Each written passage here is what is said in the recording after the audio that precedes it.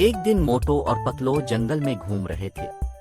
फिर उन्होंने एक अजीब गार देखी। पतलो ने कहा, मोटो चिल्लू अंदर चिल्लू। मोटो थोड़ा डर गया, लेकिन फिर भी पतलो के साथ गार के अंदर चला गया। गार के अंदर बहुत अंधेरा था।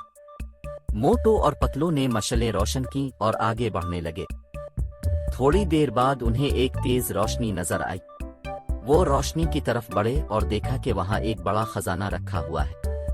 मोटो और पतलो बहुत खुश हो गए। उनका ख्याल था कि अब वो अमीर हैं।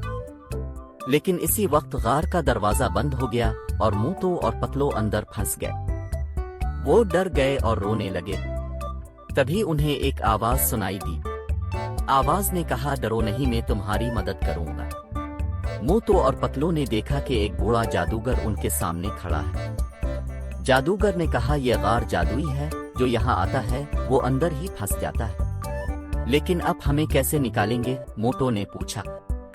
जादूगर ने कहा, तुम्हें इस गार में रखा हुआ जादुई हीरा तलाश करना चाहिए। अगर तुम हीरे को तलाश करके चबाओगे तो गार का दरवाजा खुल जाएगा।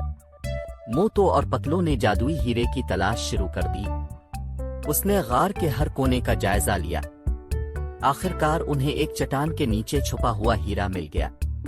मोटो ने हीरे को छुआ और फौरन गार का दरवाजा खुल गया।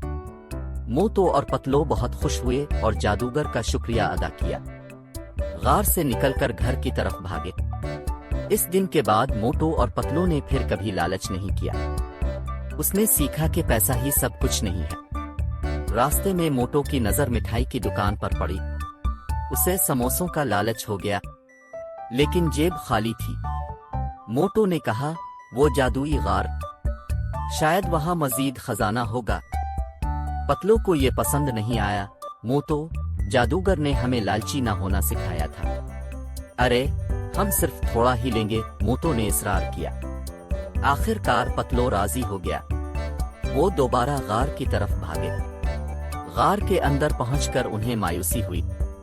खजाना भूल जाओ, जादूगर भी कहीं नजर नहीं आ रहा था। अरे पतलो, शायद जादूगर ने हमें धोखा दिया है, मोटो गुस्से से बोला। तभी गार की दीवार पर तहरीर नमूदार हुई, लालच अक्ल को खराब कर देती है, सच्ची खुशी दोस्ती और ईमानदारी में है। पतलो ने जोर से पुकारा, मोटो देखो। मोटो को शर्मिंदगी महसूस हुई। उसने पतलो को गिले लगाया। मुआफ कीजिए पतलो, मुझे लालच आ गया है। चिल्लो वापस चलते हैं। वो खाली हाथ लूटे, लेकिन उनके दिल खुश थे। उसने सीखा कि असल खजाना दोस्ती और ईमानदारी है। घर जाते हुए इसने डॉक्टर झटका की लैब के बाहर गोलगप्पू की खुशबू सूंघी।